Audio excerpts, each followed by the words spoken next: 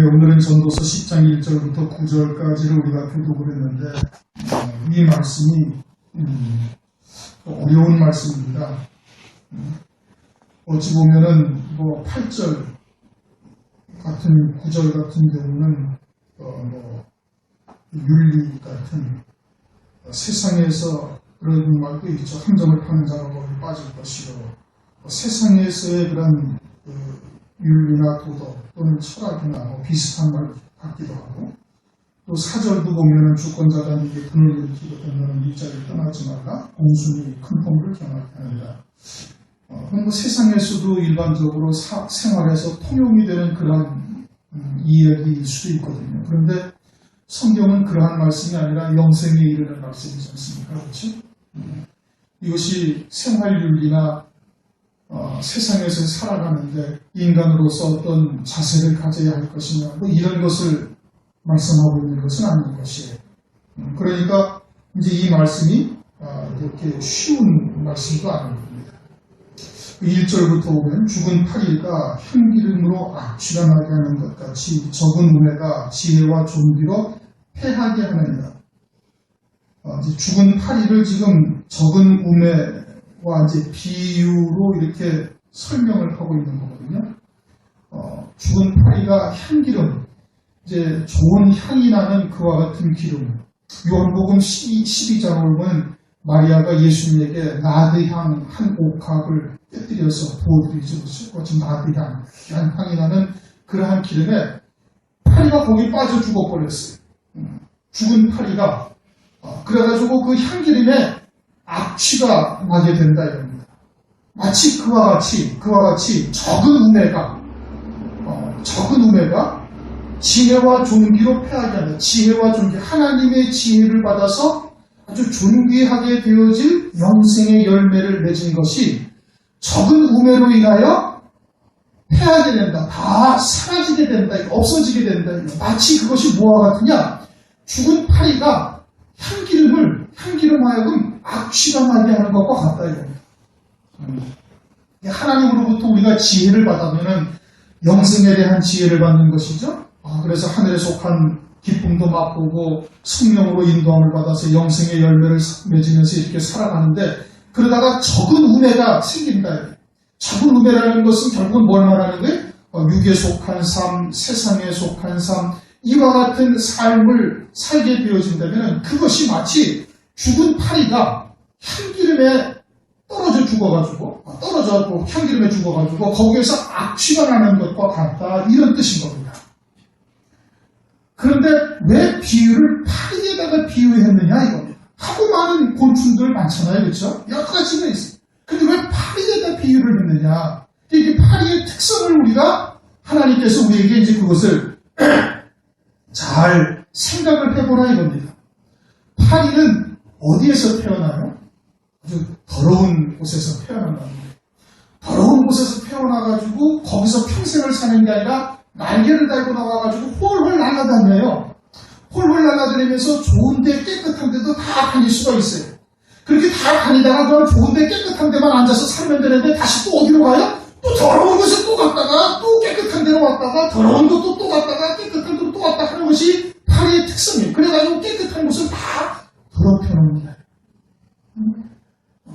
그 태어났던 더러운 곳에 또 들어가가지고서는 그냥 더러운 곳을 다 묻혀가지고 깨끗한 곳에 다 나와서 깨끗한 곳도 다 망가뜨리는 거예요. 그래가지고 그냥 좋은 향기름에서 그렇게 죽어버리니까 아주 그냥 향기름에서 악취가 난다 이겁니다. 그것은 우리가 하나님의 자녀들이 마치 적은 우매를 가지고 있어서 그것을 버리질 못해가지고, 그래가지고서는 하나님으로부터 지혜를 받아 존귀와 영광에 처해질 영생의 열매를 맺는 그런 삶을 다 망가뜨릴 수가 있다 이겁니다. 그럼 더러운 곳에서 태어난, 더러운 곳에 나온 것이 뭐예요? 예수 믿기 이전에 마귀의 종된 삶을 살고 있던 것은 그것은 더러운 곳에 있던 것과 마찬가지다. 그러다가 예수를 믿은 거예요. 또 복음이 무엇인지 진리가 무엇인지를 알지 못하고 살고 있다가 역시 마귀의 종으로 살고 있는 것이죠. 예수 안에서도 어둠 속에서 살고 있는 거예요. 그러다가 진리가 무엇인지를 깨달아서 이제는 참 빛 가운데 온 거예요. 깨끗한 곳으로 온 거예요. 그러면 다시는 더러운 곳에는 가지를 않아야 되는 거예요. 근데 계속 곳을 왔다가 또다시 깨끗한 데로 왔다가 또 더러운 곳을 왔다가 깨끗한 곳을 왔다가 이렇게 왔다 갔다 하게 되어지다가 죽게 되어지면은 이제까지 존귀와 영광으로 열매 맺었던 것도 다 헛것이 되어진다 이런 거. 갈라디아서 3장 3절에 성령으로 시작할 바가 너희가 이제는 육체로 망하느냐? 그렇게 말씀하고 있죠. 에레미야서를 한번 잠깐 그 뒤에 이사야, 에레미야 3장을 한번 보시죠.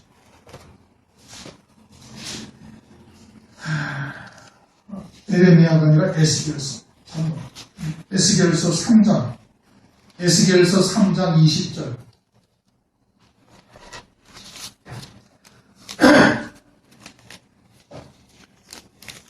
에스겔서 3장 20절 시작. 또 의인이 그 의에서 돌이켜 악을 행할 때에는 이미 행한 그 의인은 기억할 바 아니라 내가 그 앞에 거치는 것을 두면 그가 죽을지니.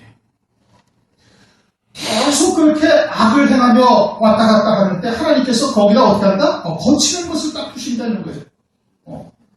그러면 어떻게 된다? 그러면 죽는 거예요. 그러면 파리가 향기름 가운데서 죽는 것과 마찬가지가 되어져가지고 악취가 나게 되어진다. 우리가 예수 그리스도 안에서 이제는 진리가 무엇인지를 깨닫고 믿음으로 우리가 산다. 하늘의 소망 가운데 믿음으로 산다. 성령의 열매를 맺고자 믿음으로 살아간다. 그렇게 살지만 우리는 때때로 그와 같은 육에 속한 것들에서 완전히 벗어난 사람은 아무도 없어요. 이것은 그걸 말하는 거예요. 그러나 우리가 그와 같은 육에 속한 부분들이 남아있다 할지라도 하나님의 말씀을 통해서 부단히 세상에서 끊어진 자, 육신의 정과 욕심을 십자가에 못 박는 자로서 믿음으로 하나님 앞에 애통해하며 부르짖는 자에게는 하나님께서 그 기도를 들어주시는 겁니다. 사도 바울도 셋째 하늘까지 보고 왔던 사도 바울 아니에요? 그런데도 고린도전서 15장 31절에 뭐라고요? 나는 날마다 주노라. 셋째 하늘까지 보고 온 사도 바울도 역시 마찬가지로 그와 같이 육신의 정과 욕심에 늘 이끌림을 받고 있는 거예요. 그래서 계속 날마다 남을 주는 거예요. 매일 그렇게 자기의 정과 욕심을 십자가에 못 박으며 자기를 부인하며 부단히 주님의 길로, 주님이 걸어가신 그 길로 가고자 애통해하며 부르짖는 자에게는 하나님께서 은혜를 베풀어 주시는 겁니다. 그런데 이 파리는 뭐예요? 이거 무감각한 거예요. 그 더러운 구덩이를 다시 가도 무감각한 거예요. 다시 또 깨끗한 곳으로 왔다 갔다 하면서 전혀 무감각한 거예요. 그러면 하나님께서 어떻게 하시겠다? 거치는 것을 두시겠다. 그러면 어떻게 된다? 그러면 죽는다. 그러면 이제까지 행했던 모든 의가 다 아무것도 아니 된다. 그리고 향기름이 어떻게 된다면? 악취가 나게 된다. 지혜와 존귀로 패하게 하는 거야.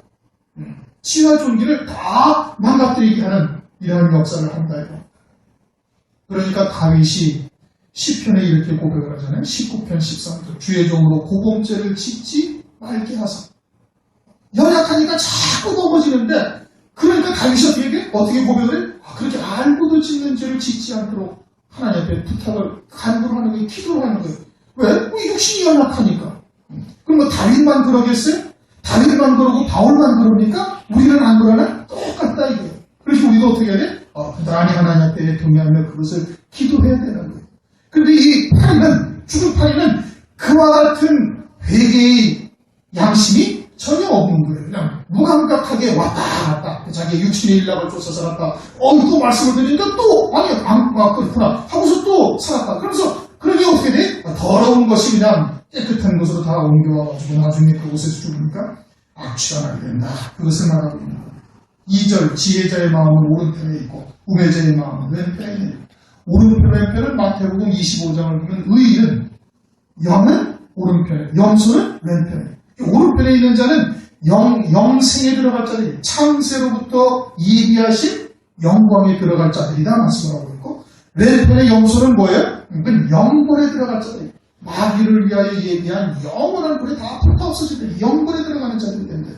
오른편은 의인이고 왼편은 악인을 말하는 거예요. 그러니까 지혜자는 항상 하나님의 의에 대한 것이 마음에 있는 거예요. 늘 그것이 그 중심에서 떠나지 않는 거예요. 그런데 악인은 어떻게 돼? 악인은 우매자는 마음이 왼편에 되고 세상에 있고 썩어질 것에 있고 땅에 있고 육체에 있고. 그러니까 기도의 제목이 어떻게 나오겠어요? 그 마음에 있는 대로 나오죠. 그리고 우매자는 늘 늘 기도가 어떤 기도가 돼? 세상에 속한 기도, 땅에 속한 기도, 육에 속한 것, 눈에 보이는 것만 기도가 되는 거예요. 말로는 하나님 나가, 말로는 하늘 소망 이야기를 하는데 하늘에 대한 이야기는 아무것도 없다. 없어요.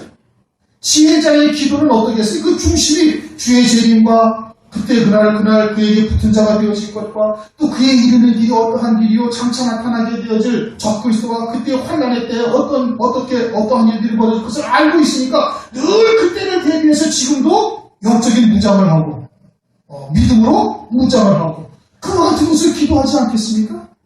그러니까 지혜자의 마음은 늘 오른편에 있고 우매자의 마음은 왼편에 있다. 이것은 그냥 드러나는 거예요. 그냥 자연스럽게 드러나게 되어지는 것을 말합니다. 3절 우매자는 길에 행할 때에도 어떤 길을 행할 때? 이 땅에서 신앙생활하는 것이 다 순례의 길이에요. 주님은 내가 곧 길이오 그랬잖아요. 주님이 이 땅에 오셔가지고 아버지의 뜻을 이루고 다시 아버지께로 올라가는데 그것이 다 길인 거예요. 그 믿는 자들 그리스도 안에 있는 우리들에게 그것이 다 길이다 이겁니다. 그 길이 있을 동안에 길을 행할 때에 지혜가 결핍하여 각 사람에게 자기의 우매한 것을 말하느니라. 자연히 드러나는데 우매자는 어디에 속한 자다? 땅에 속한 자다. 세상에 속한 자다. 육에 속한 자다. 그러니까 하나님의 말씀을 가지고 신앙의 모든 초점을 거기에다 맞추고 있는 거예요. 그리고서는 그와 같은 것으로 응답받고 그와 같은 것으로 뭔가 세상에서 형통하게 되어지고 그렇게 되어지고 어떻게? 그것을 막 자랑하는 거예요. 이것이 이렇게 하나님께서 세상의 것으로 응답하는 것이 하나님의 축복이고 그것이 하나님의 응답이고 하나님이 함께 하시는 표적이다. 하나님이 함께 하지 않으면 어떻게 이렇게 큰 예배당을 지을 수가 있겠으며 어떻게 이렇게 큰 재물을 모을 수가 있겠으며 등등 하면서 그것을 전부 다 하나님의 응답, 하나님의 축복, 하나님이 함께 하시는 표징 이렇게 이야기를 하고 있는 거예요. 그러니까 신앙이 어린 자, 육에 속한 자, 대부분 그리스도인들이 다 육에 속한 자지. 처음부터 영에 속한 자가 되어져가지고 될 수가 있습니까? 그러지 못하는 거예요. 교회 들어와서 시간이 경과된 다음에 세례를 받잖아요. 그렇죠? 똑같다 이겁니다. 그러니까 교회 처음 나오고 하는 거 전부 다 육에 속한 자들이에요. 육에 속한 자들이 뒤에 그러한 이야기들이 얼마나 속이 깊게 들어요. 얼마나 아주 그냥 호소를 깊게 들어요. 그러니까 거기에 다 띄워대기는 거예요. 그런 육에 속한 말, 이본적인 말, 세속적인 말, 누룩이 섞인 더, 묵은 누룩과 괴악하고 악독한 누룩이 섞인 더, 거기에 전부 다 귀가 솔깃해가지고 글로 다 몰리게 되어집니다. 그렇게 해서 자기만 멸망길로 가는 것이 아니라 다른 사람들도 멸망길로 다 이끄는 거예요. 우매한 것을 말한다 이겁니다. 마태복음 18장 7절 실족해 하는 일들이 있음을 인하여 세상에 화가 있도다. 실족해 하는 일이 없을 수는 없으나 실족해 하는 그 사람에게는 화가 있도다. 화가 있는 거예요. 우매한 것이 드러나서 그와 같은 것을 쫓게 되어지는 자들에게는 같이 다 화가 있게 되어지는 것이죠. 아모스서 6장 1절을 보면 이스라엘에서 유명함으로 많은 족속이 따르는 자에게 뭐가 있다? 화가 있다. 왜 유명해요? 그처럼 육에 속한 자들로 아주 가려운 것을 잘 긁어주고 그들이 듣기 원하는 말들을 해주고 하나님의 뜻과는 상관없이 사람의 계명으로 그들이 듣기 원하는 말씀들을 잘 해주니까 유명해진 거예요. 그래서 많은 이스라엘 족속이 따르게 되어졌는데 그들은 역시 화가 있다. 4절 주권자가 네게 분을 일으키거든 너는 네 자리를 떠나지 말라. 공순이 큰 허물을 경하게 하느니라. 물론 이제 세상에서도 이제 주인, 주권자, 어른 또는 상사 같은 사람이 막 꾸지람을 할 때 가만히 그냥 공순이 받으면은 그것으로 이제 그 화가 많이 경하게 되어지기도 하죠. 이제 이것은 그것을 말하는 것이 아니라 세상의 그것을 말하는 것이 아니라 하나님께서 우리에게 진노 또는 징계 또 사랑의 채찍 이걸 치실 때 그때 어떻게 하라? 그냥 공순히 받으라 이거. 그냥 그대로 하나님으로도 받으라. 그러면 하나님께서 그것을 갖다가 허물을 아주 경하게 한다 이겁니다. 하나님께서 징계를 왜 하셔요? 사랑하시니까 하시는 거예요. 내버리셨으면은 하나님께서 징계하시지도 않아요. 이런 자는 고린도전서 5장 5절 사탄에게 내어주었으니 사탄에게 내어준 자는 그냥 침상에서 편안하게 뒹굴고 사는 거예요. 그런데 하나님의 자녀들은 어떻게? 사랑하는 아들들에게는 항상 징계가 있다는 거예요. 계시록 3장 19절 물은 내가 사랑하는 자를 책망하여 징계하노니 그러므로 네가 열심을 내라 회개하라. 하나님의 노여움은 또 얼마나 돼? 그 노여움은 잠깐이요 그 은총은 평생이로다. 시편 30편으로. 그러니까 하나님께서 잠깐 징계하시고 채찍질을 하신다 할지라도 그것은 잠깐이고 그것은 우리를 사랑하사 온전한 믿음의 길로 우리를 이끌어 가시기 위해서 그런 거예요. 그러니 그럴 때 공수에 그냥 그대로 남아나요. 왜 내가 하나님한테 얼마나 열심을 냈습니까? 내가 헌금을 얼마나 했는데 내가 11조를 언제 한번 떼먹은 적이 있습니까? 감사의 힘을 떼먹은 적이 있습니까? 어제 주일날도 어긴 적이 있습니까? 하면서 하나님을 막 따닥따닥 내밀면 어떻게 돼? 피력하는 겁니다.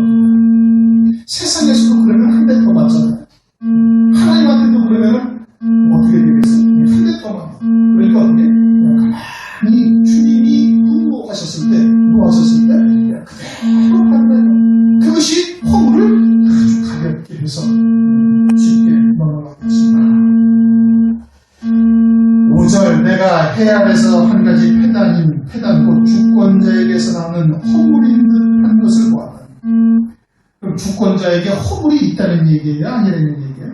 허물이라는 것이 아니고 허물인 듯한 것을 보았다 이거예요. 허물인 듯한 것.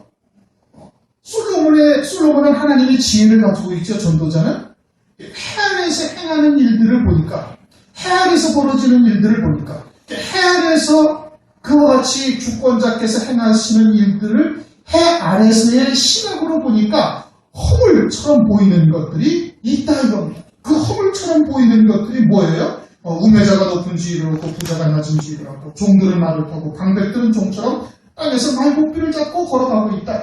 이게 주권자의 허물인 듯하게 보인다 이겁니다. 그것은 우리 믿음의 선진들도 다 하나님께 그런 질문들을 했어요.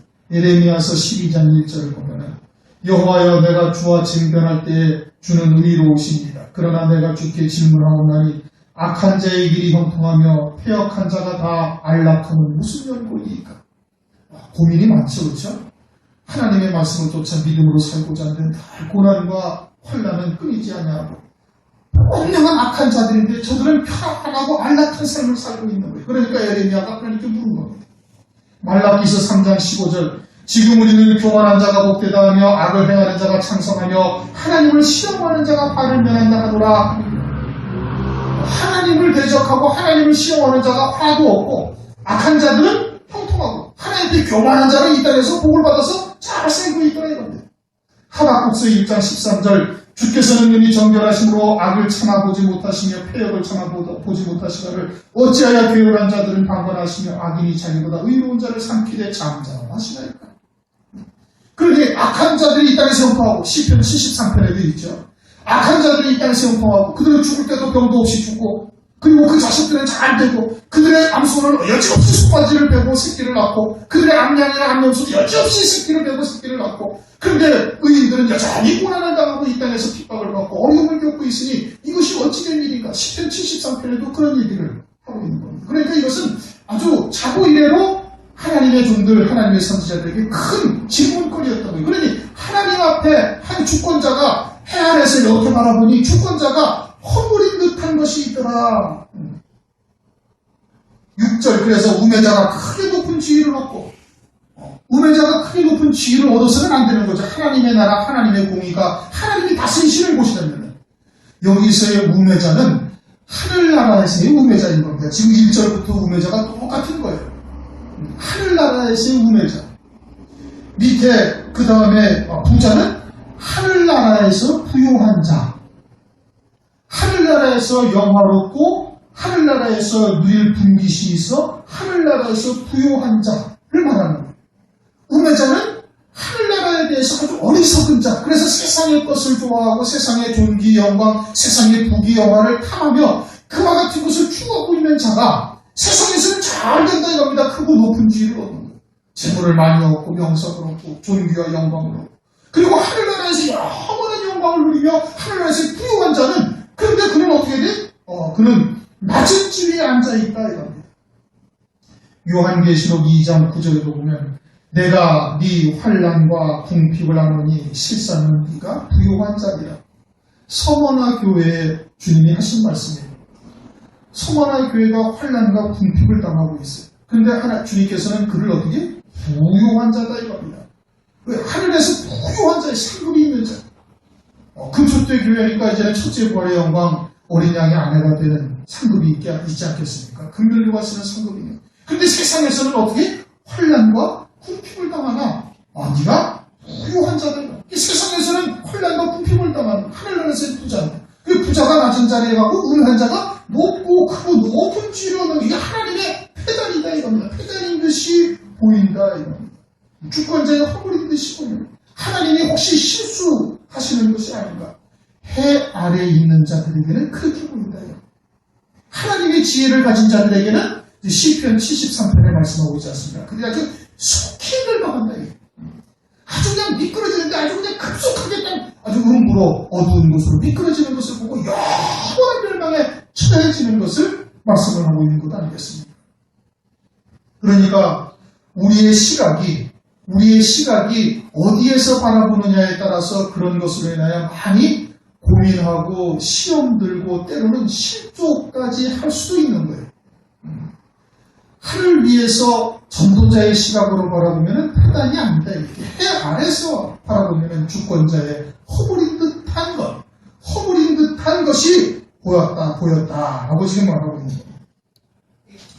7절 또 보았노니 종들은 말을 타고 방백들은 종처럼 땅에 걸어다니는다. 종들은 하늘나라에서의 종이 됐잖아요. 하늘나라에서 아무 분깃이 없는 자. 종은 소유가 아무것도 없어요. 주인과 주인의 아들이 소유자가 되는 것이지 이게 하늘나라의 기업이 하나도 없는 자. 세상에 속한 자, 땅에 속한 자, 육에 속한 자들은 이 땅에서 권세를 누린다. 힘이 있다. 재물을 많이 얻었지 않습니까? 그것이 오늘날은 권세와 힘이 됩니다. 누누이 말씀드리는 거지만 교회는 세상의 가치와 동일하지가 않죠. 그렇죠? 여기는 하나님 나라이기 때문에. 여기는 하나님의 나라예요. 그러니까 세상에서의 가치를 두고 있는 것이 교회에서도 동일하게 가치를 두고 있으면 그 교회는 세상이에요. 세상에 속한 교회요. 세상과 다를 바가 하나도 없는 것이. 교회는 육체에 관한 것이 아니라. 그래서 고린도후서 5장 16절, 17절 말씀하고 있지 않습니까? 그리스도도 우리가 육체대로 알았으나 그리스도는 육체대로 알아서는 안 되는 분이고 우리도 또한 그리스도 안에 있으면 이제는 완전한 새로운 피조물이 되게 육체대로 보아서는 안 된다. 그럼 무엇이 그의 실상이에요? 하나님의 말씀, 어떠한 말씀이 그에게 생명이 되어져 있고 어떠한 말씀이 그를 결박하여 이끌어가시고 있는가? 그 하나님의 말씀은 1.1획도 땅에 떨어지지 않고 반드시 이루어질 것이니 그 말씀이 그의 실상이 되는 거예요. 영원한 그가 되는 겁니다. 무엇이? 그 하나님의 말씀이. 그게 생명이란 말이에요. 그 하나님의 말씀이 곧 영이요 내가 너에게 이른 말 영이요 생명이라. 그것이 우리의 생명이 되어져서 육체를 벗게 되어지면 영원히 그것이 나의 생명이 되어지고 나의 영이 되어져서 영생토록 그 기업을 누리는 자가 되어지는 거예요. 이게 교회에서는 어디가 보여야 돼? 그게 보여야 되는 거예요. 그리고 교회에서는 그 말씀을 가르쳐주고 그 말씀을 믿음으로 받게 하나님께서 하실 때 그 말씀과 하나가 되어져서 그 말씀이 이루어지는 삶이 될 수 있도록 해주는 것이 교회의 역할이고 그게 목사가 할 일이고 그게 교회에서 성상의 하나님께서 이루어가시는 역사다. 아버지의 뜻이 하늘에서 이룬 것 같이 땅에서도 이루어지게 하시는 역사, 그것이 지금 교회를 통해서 이루어가시는 거예요. 그런데 교회가 세상의 가치가 동일하게 교회로 들어와서 그것이 교회에서의 힘이 되고 그것이 교회에서의 권세가 되어주고 그것이 교회에서의 지혜로운 자와 같이 여겨진다면 이거는 이미 교회에서 이미 끝나버린 겁니다. 그건 교회가 그건 세상과 다를 바가 없는 그건 세상에 속한 것이고 그것을 교회에서는 성경에서는 세상이라고 이야기를 하는 거예요. 그런데 우매자나 종이 크게 되고 지위를 얻는 거예요. 힘을 얻는 거예요. 세상에 영악해서 세상의 것에 영악해서 세상의 것을 잘 쌓아두고 땅에다가 보물을 많이 쌓아둔 자들이 교회에서 힘을 행세하고 마치 그들의 말이 지혜로운 말처럼 교회에서 통용이 되어지는 이러한 일들이 벌어지고 있다 이겁니다. 그것은 멸망할 자들인 것이죠. 그들은 멸망할 자들인 겁니다. 그건 하나님의 나라와는 상관이 없는 것이. 그러니까 그들은 종들 된다 이겁니다. 방백은 뭐예요? 하늘나라에서 주님이 재림하실 때 10곡을 5곡을씩 맡아서 가르칠 그와 같은 방백들이 땅에서는 어떻게? 그들의 말꽃비를 잡고 걸어다니고 있더라 이겁니다. 그것이 하나님의 헛물인 듯이 보이는 거예요. 그러나 그것이 아니에요. 눈에 보이는 것이 실상이 아니다. 종들은 말을 타고 힘이 있다, 권세가 있다 이거죠. 무엇으로 권세가 있어요? 땅에다 많은 것을 쌓아놨으니까 그것이 교회 안에서도 들어와가지고 힘이 되고 권세가 펴지는 거예요. 재물이 많은 자, 교회에서 절대 무시 안 합니다 요새. 제일 앞자리 앉히지 않습니까? 좋은 자리에 앉히고 성경에도 나왔잖아요. 부드럽고 좋은 옷 입은 사람을 데려다가 앞에 앉히고 그리고 허름하고 보잘것없는 자 그냥 오면은 너는 너 거기 섰든지 가든지 네 거기 뭐 발등상에 앉든지 네 마음대로 하라 무시해버리고 그러게 교회가 오늘날 그와 다를 바가 뭐가 있습니까? 똑같지요. 8절 함정을 파는 자는 거기 빠질 것이요. 함정을 파는 자 윤리도덕을 말하는 것이 아니죠. 그런 것이 함정을 판다라는 것은 우매한 자가 지혜로운 자를 자기들의 시각으로 바라보니까 아주 별 볼 일 없고 무시해도 좋고 그러니까 어떻게? 그들에게 함정을 파는 겁니다. 에스더서를 보면 7장에 모르드게를 하만이 다루려고 자기 집에다가 50규빗이나 되는 나무를 달아놓았다가 그러다가 어떻게 돼요?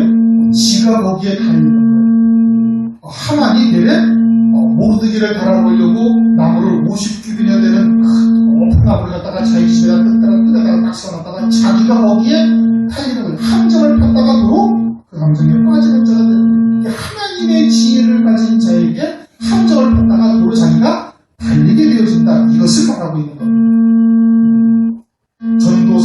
다니엘서 7장에도 보면은 다니엘을 시기하는 총리들이 있죠.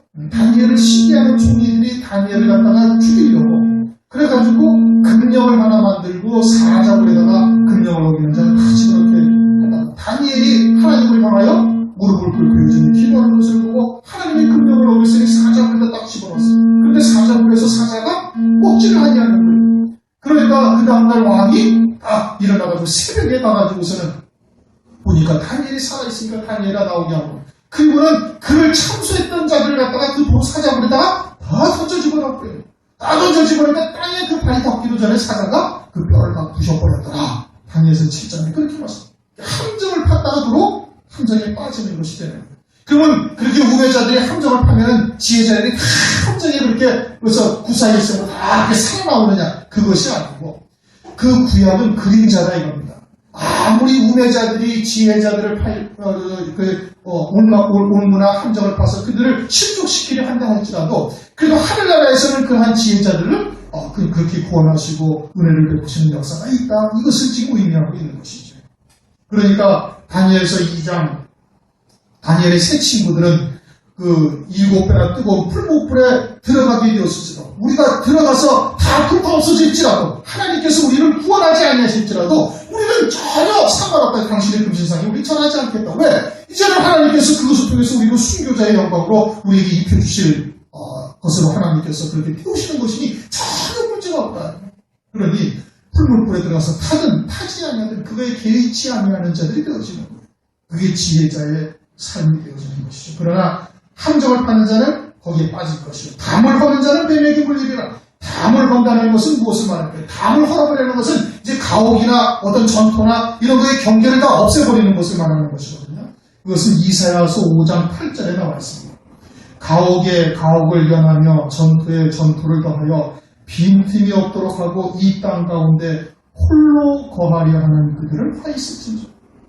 가옥에 가옥을 연하며 전토에 전토를 더하여서 빈틈이 없도록 하고 이 땅 가운데 홀로 거하려는 자. 그만 경계와 이런 것을 다 오물고 모든 것을 혼자 독식하려는 그냥 땅에 속한 것에 아주 눈독이 들여져 있는 사람. 이 땅 가운데서 홀로 거하려는 자. 이게 담을 허무는 자인데 그들에게는 어떻게 해야 되나? 뱀에 물리리라 마귀에게 완전히 물려서 죽는 자가 된다. 돈을 사랑함이 일만하게 뿌리가 되어져가지고 자기를 찌르는 것이 된다. 디모데전서 6장 10절에 말씀을 하고 있었습니까? 결국 우매자는 그렇게 해서 망하게 되어지는 걸 말합니다. 9절 돌을 떠내는 자는 그로 인하여 상할 것이요. 돌을 떠낸다. 돌. 조그만 돌멩이를 딱 이렇게 정이나 이런 걸로 쪼아서 이렇게 딱 떼어내는 조그만 돌멩이는 딱 떼어낼 수가 없죠. 그렇죠? 큰 돌. 다시 말하면 반석 같은 것을 떼내는 겁니다. 큰 바위 같은 거. 그럼 큰 바위, 큰 돌, 반석 이것은 누구를 상징하는 거예요? 그리스도를 말씀하고 있는 거예요. 고린도전서 10장에 반석은 그리스도를 말하는 거예요. 그러면 그리스도는 말씀이 육신을 입고 오신 분이고 그 반석, 돌을 갖다가 한쪽을 딱 떼어낸다는 것은 자기들의 입맛에 맞게끔 하나님의 말씀에 누룩을 섞어서 그것으로 살고 있는 자들을 말하는 거예요. 하나님의 말씀에 혼잡된 것, 누룩이 섞인 떡, 기타 등등 이와 같이 미혹의 영에 속하여 돌을 꺼내는 자는 그것으로 인하여 망하게 됩니다. 하나님 앞에 그 말씀대로 심판받게 되어지는 거예요. 요한일서 2장 18절 19절에도 아이들아 이것이 마지막 때라 저 그리스도가 이르겠다 함을 너희가 들은 것과 같이 지금도 많은 저 그리스도가 일어났으니 이러므로 우리가 마지막 때인 줄 압니다. 저희가 우리에게서 나갔으나 누구에게서 나갔어요? 이 하나님의 교회에서 나간 거예요. 떼어진 것이죠. 왜? 다른 복음, 다른 영, 다른 예수에 속하 있기 때문에 나간 거예요. 이 적그리스도에게 속한 자들. 저희가 우리에게서 나갔으나 우리에게 속하지 아니하였나니 만일 우리에게 속하였다면 우리와 함께 거였으리니와 저희가 나간 것은 다 우리에게 속하지 아니함을 나타내려 함이니라. 그렇게 변질된 말씀, 혼잡된 말씀, 누룩이 섞인 떡으로 사는 자들은 그들은 돌에서 떼어낸 자들이 되는 거예요. 돌을 떼어낸 자들이 되는 것이죠. 돌을 떠내는 자는 그로 인해 상할 것이요. 나무를 쪼개는 자는 그로 인하여 위험을 당하여. 나무라는 것은 주님이 달리신 십자가의 나무를 말하고 있는 겁니다. 십자가에는 나무에 달린 자마다 저주 아래 있는 자라니 그것은 저주를 상징하는 거예요. 그럼 예수님이 우리의 저주를 다 받으신 거예요. 지옥의 영광도 다 받으신 거예요. 그럼 우리에게 다가오는 여러 가지의 징계와 채찍은 그건 뭐예요? 그것은 저주가 아니라니까. 이건 죄값이 아니고 만약에 죄값으로 우리가 저주를 받고 징벌을 받는다고 이 땅에서 살아갈 사람 아무도 없어요. 저나 여러분이랑 똑같은 겁니다. 왜? 수없이 많은 죄와 허물 가운데 우리가 지금도 살아가고 있으니까 그 죄를 죄대로 그대로 우리에게 보호하신다면 이 땅에서 살아갈 자는 아무도 존재하지 않습니다. 우리가 행한 것의 아주 극히 일부분을 우리가 깨닫게 하기 위해서, 회개케 하시기 위해서 때로는 징계하시고 징벌하시고 채찍질하시는 거예요. 그것은 우리를 사랑하셔서 우리 말고 온전케 하시기 위한 것이 저주의 개념이 절대 아닌 거예요. 그런데 오늘날 바리새적 신앙, 율법적 신앙이 뭐라고 그래? 죄값이다. 저주를 받은 거다. 그래서 주님이 다 받으신 저주의 십자가의 나무를 또 떼어내가지고 갖다 붙여주는 거예요. 그 나무를 떼어내는 거다. 나무를 쪼개는 자는 그로 인하여 위험을 당하려. 지가 떼어낸 나무만큼 자기에게 돌아오게 되어지는 겁니다. 긍휼이 없는 자는 긍휼 없는 심판을 받게 되죠. 야고보서 2장 13절 말씀. 그래서 나무를 쪼개는 자는 그로 인하여 위험을 당하리라. 오늘날 그런데 그렇게 죄다, 죄값이다, 저주다 해가지고 얼마나 많은 하나님의 백성들을 죄와 이 사망의 올무에 딱 걸어놓는지 알 수가 없는 겁니다. 오늘날 그렇게 하고 있잖아요. 돌을 떠내는 자는 그로 인하여 상할 것이요. 나무를 쪼개는 자는 그로 인하여 위험을 당하리라. 오늘 1절부터 9절까지 말씀을 참고했습니다. 쉽지가 않죠. 전도서 말씀이 조금 어려운 곳이 좀 가끔 많이 있습니다. 내 내용은 그와 같은 내용입니다. 세상에서는 패당인 듯, 허물인 듯 한 것이 보일 수는 있는데 그것은 하나님이 실수하시는 것 절대 아닙니다. 하나님은 의인을 사랑하시지 악인을 사랑하지 않으시고 그들이 세상에서 형통하고 잘 된다 하더라도 그것이 하나님이 그들과 함께 하시는 표적이 절대 아닌 겁니다. 그것이 아니에요. 그러나 세상에서 보기에는 마치 그것이 하나님이 함께 하시는 표적처럼 보여서 많은 우매자들이 함께 다 불타 없어질 영벌에 처해지는 역사가 오늘날도 있는 거예요. 그는 예수님의 때도 그랬고 노아의 때도 그랬고 그런데 앞으로 오늘날이나 장차 환란의 때도 역시 그러할 것을 말씀을 하시거든요. 그러므로 믿음 안에 서서 끝까지 나가야 됩니다. 끝까지 남은 자가 되어져야 그 하나님이 얘기하신 영광에 이룰 수가 있게 되어집니다. 그와 같은 자리 있으시 주님의 이름으로 축원합니다. 통성을 잠시 기도하겠습니다.